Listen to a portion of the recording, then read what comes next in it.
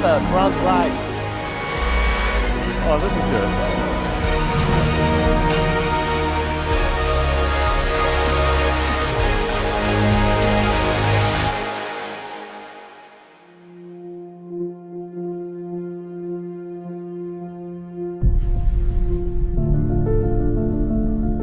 There is nothing predictable about motorsport. It's not only about pure driving. It's not only about pure performance. Best laid plans go awry at turn 1, lap 1. To win, you need performance, you need the luck, you need to have everything together. At this level of competition, knowing your stuff, mastering your shift is only one part of the picture. There is still so many other variables to this. It is hard, it is bloody hard. We really didn't get to the right place we wanted to be. We think we are able of achieving more. We put everything together. We did private tests. We got a second engineer. We have Alfred, which is a Quicksilver driver. We have high expectation. We all work together. This year, we have taken the lessons from all the previous seasons and tried to tweak it. We communicate a lot. We do meetings. We focus. We make strategy scenario. We make good setup for the car. We want to win a race.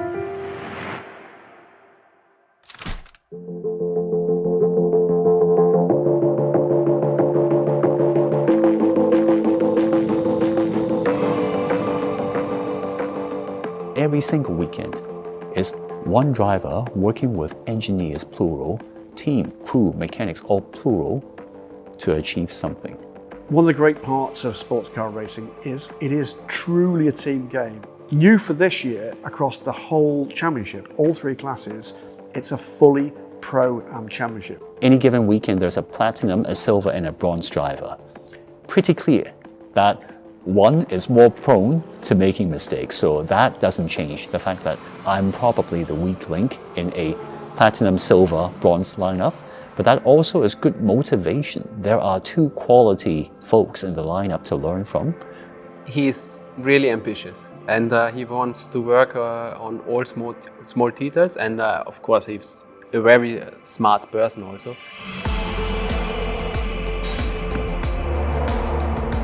On this setup of tires, this condition, I'm pretty confident there's half a second in there, easy. But it's positive, good start, let's say. Calm down, just carry on. The rest of it. Ready to check, ready to check.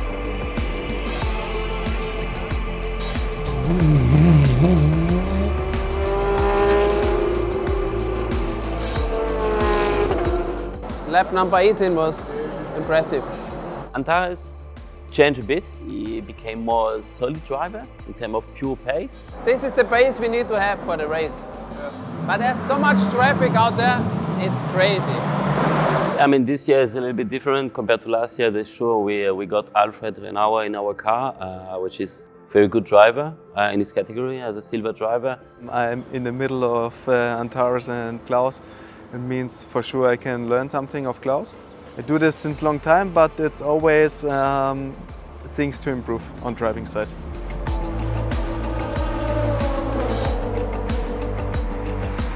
Mainly, compared to the others, the third sector very good, but the main focus is the race pace, the traffic management, and that's okay. This year he's much better prepared than last year. Obviously, we all want to improve, and we have seen he has seen last year what was the weak points.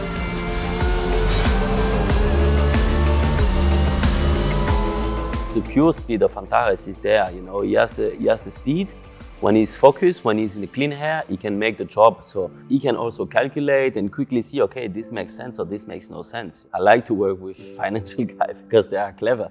It's like a second or third engineer in the team.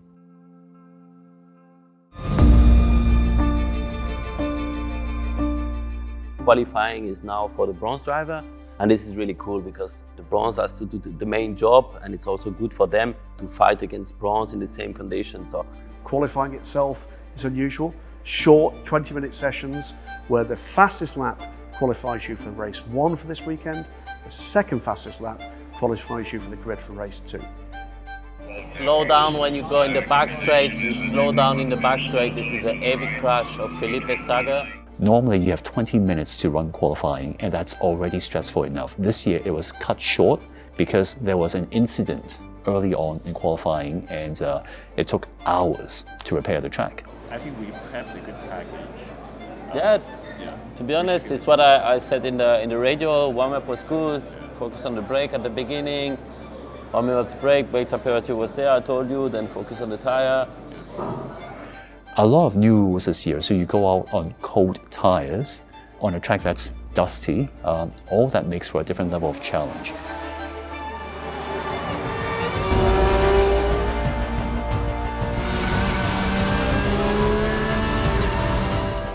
First sector is really good. We got track limit, last lap is deleted. So 3 laps only left. The first lap, he got track limits. And then I thought, okay, so the next 2 laps he has to be on point. And in the end, he managed very well. Good job, mate. That's a good job. First Porsche. To be honest, we didn't expect such a strong performance from him. He did it. Made the job. Qualified P7 and P6. Good result, not something that I expected, but I think it does show that we have the pace and the right resources around us, right thinking processes around us to do well. Having the prep that we did, massive, the December test we did, was very similar to this condition. So just looking at the video, reviewing that was huge help. And then you guys, obviously developed the car to a great point. So This year the competition in AsianLeMans is the highest we have seen the last 3 years. To win a race or to get a podium, everything has to be perfect. You need to deliver, the drivers have to perform on the highest level, then also the pit stops have to be perfect, but also the strategy. My name's Matthew Harvey and I'm the strategy engineer for the number 33 Herbert Porsche. Yeah, so my role as the strategy engineer is basically to have an overview on how we should best cover the 4-hour races. So there's lots of different scenarios and variables in AsianLeMans. Lights are out and we are go.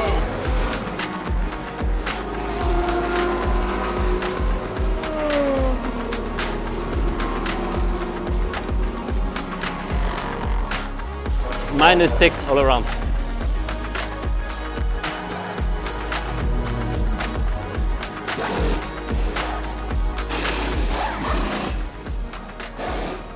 How was the car? You're doing good.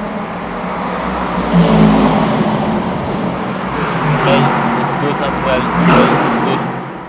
I'm actually very happy with my shift, if you will. My stint was actually one of the best I've driven in my recent memories. Jumping in the car in the middle of the race, then you have to push directly in the first lap with the cold tires this year, but he did it. I mean, in the first race, he was really strong in his first stint.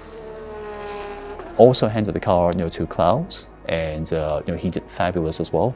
But again, a lot of unfortunate circumstances. When the car was given back to Fredo, the gearbox gave up. Now, things like this happen. We've had gearbox issues before. This is actually our 3rd year in AsianLeMans, the 3rd gearbox issue we've had. So it's very disappointing. Every time we have an issue, it's every DNF is a gearbox. You're going through such a mental roller coaster in such a short period of time, and whatever happens, win, lose or draw, you must press that reset button. You have to approach it on its own merit. It's a new day and its own new challenges.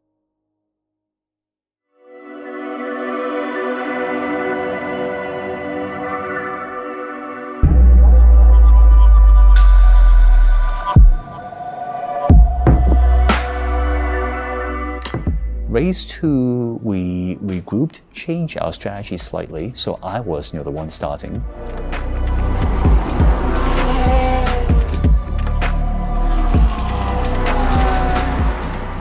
There's no right or wrong strategy, if you will, and we were trying to test out the different permutations, if you will. Go for a different strategy option. It's going to be a driver change for Klaus. Sometimes, even if you are quick, even if you take all the good decision, it can be that the race just turned bad for you. For sure, there are many things you cannot control.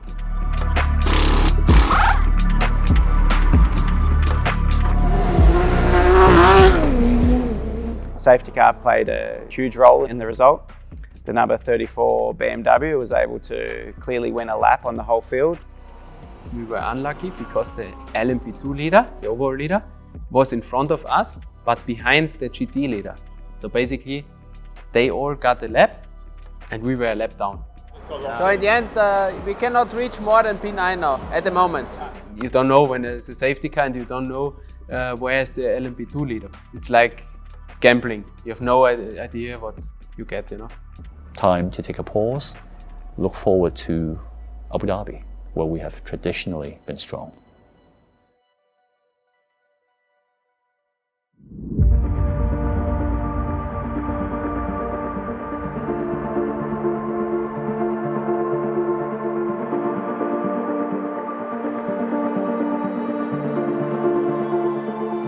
This format's almost got the intensity of a full 24-hour race. It's back-to-back in 2 different weekends with very little time to prepare and to repair. Whatever didn't work, people will tweak. And at this level of competition, people learn at the speed of light.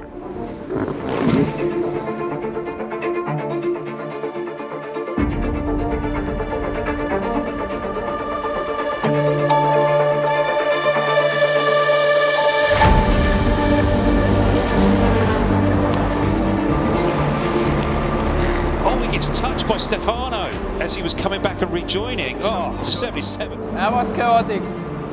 A crazy start. That actually went exactly the opposite way. It went the worst possible way. There's a car on track. Yeah, there's a car on track, like in Dubai. Yeah, so the safety car will stop ahead of the start line. So, such a small thing, we would make a lap. We didn't make it, and now we burned the time. Now it's red flag. I don't know, it's even worse. Yeah, because they will reduce the minimum driving time of the bronze. Yeah, and we have... Maybe they are done with the bronze or not, we don't know. The problem is clearly the strategist. No, it's just that this regulation is based on luck. I know. It's just that it's based on luck. You push hard during the testing, the practice. We work on the car. We develop setup. We think about strategy. We spend hours, you know. Sometimes we spend night when we have an issue on the car to make it right for the next day. So it's a very hard work. Then you need the reward, you know, of this. You make everything right, and sometimes the bad luck is coming. It can be an incident, it can be wrong strategy, it can be bad luck on track, whatever. It's always frustrating, you know, to lose a race when you deserve to win it.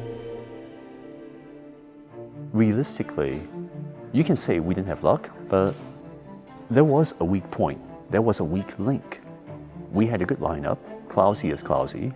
Fredo is extremely accomplished as a silver. I was the weak link. And because I was not performing as well as some of the other bronzes, the team, the strategist, had to make certain accommodations. You have to gamble. Now, gambling, the odds often don't work in your favor. And in this particular case, it absolutely went the other way. I've known Antares for a long time, so I'm very aware of him as a personality and as a bronze driver. I'm part of that journey, so trying to continue his evolution and manage the aspects of him is part of it, because if things go right, we win as a team, and if things go wrong, we lose as a team. Not easy to see your plans go up in smoke so spectacularly, humbling, but at the same time, I think it's a rather good wake-up moment to realize, hey, you can put certain things or circumstances around you, but you also need to be intrinsically somewhere for those circumstances to really play out in your favor.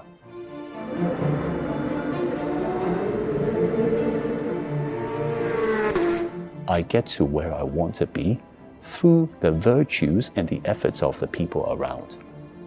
There is probably not a lot that needs to be said beyond that. To them, they don't need a bronze that performs at a platinum level. If you can be a bronze that can be trusted to deliver and be pleasant around through times good and bad, I think you'll be an asset. This probably happens once in a lifetime.